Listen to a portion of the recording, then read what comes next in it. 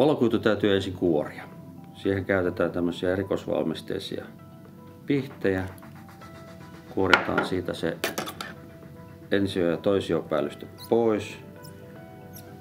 Puhdistetaan alkoholilla. Laitetaan tänne tarkkuusleikkuriin,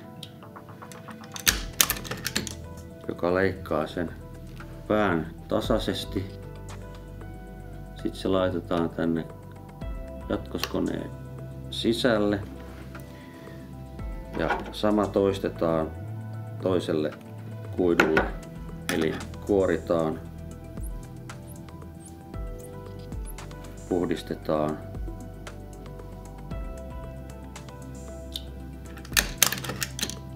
leikataan ja laitetaan koneeseen. Koppa kiinni, se rupeaa tekemään jatkosta. Noin, se on valmis.